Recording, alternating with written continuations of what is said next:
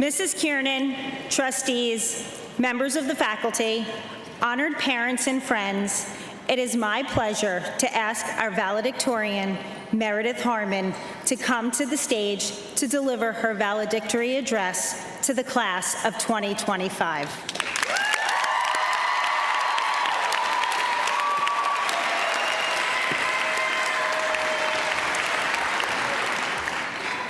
Good afternoon, everybody.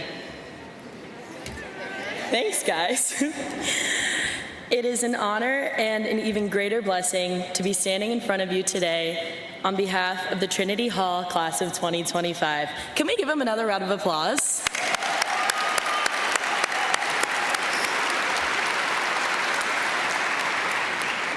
Family, friends, faculty, founders, the board, I know that I speak for my class when thanking you not only for being here today, but more importantly, for your unwavering support and guidance every step of the way.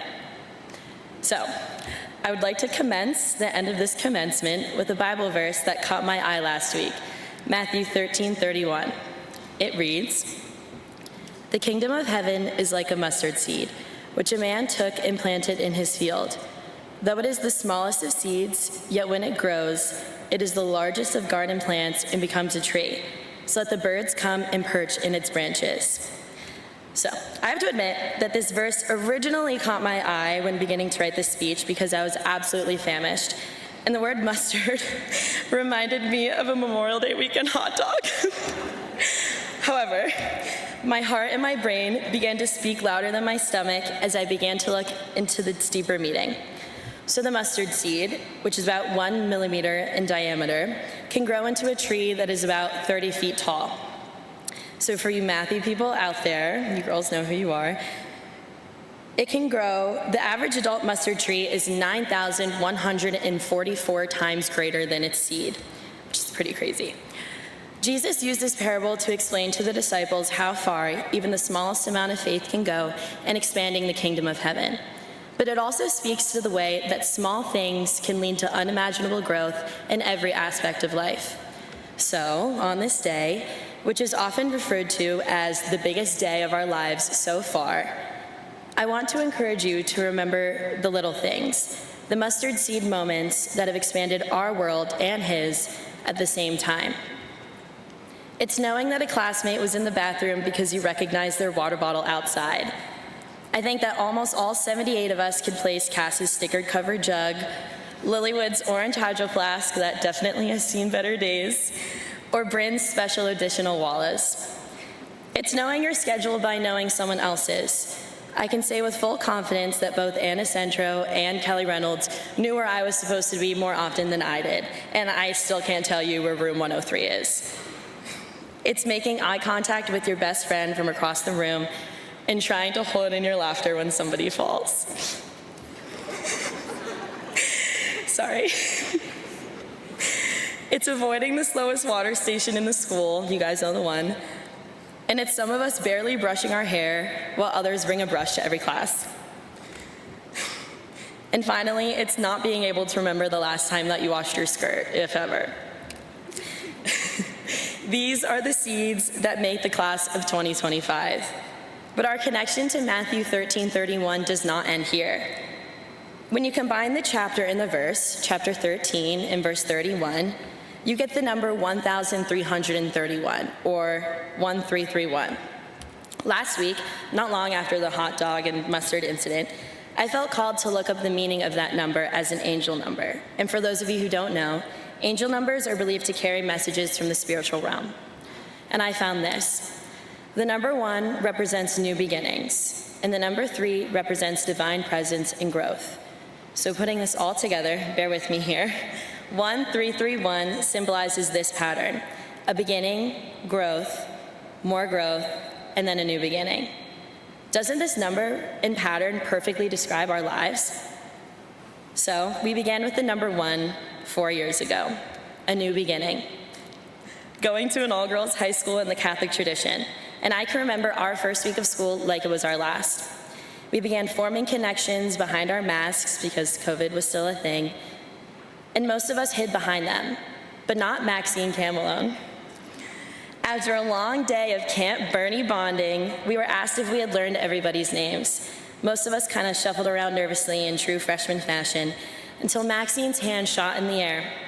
She grabbed the mic and she looked each of us in the eyes and she said our names. And that moment was the beginning of this chapter in our lives. A chapter where we have felt seen and loved and understood. That seed that Maxine planted became a foundation, because ever since, we've looked one another in the eye, and we have said, with or without words, I see you, and you belong here. And then came the threes, the years of growth. What haven't we done in these past 4 years? We've learned not to use fog machines indoors the hard way. We've learned that the Trinity Hall faculty love hibachi rice, and that Mr. Winchell is probably the most interesting person on this planet.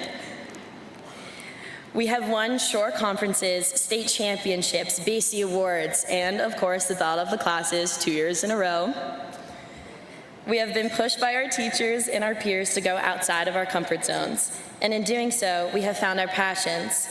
We have found our best friends. And to quote our Scope Council Chair, Gabby Gomez, we have found our voices.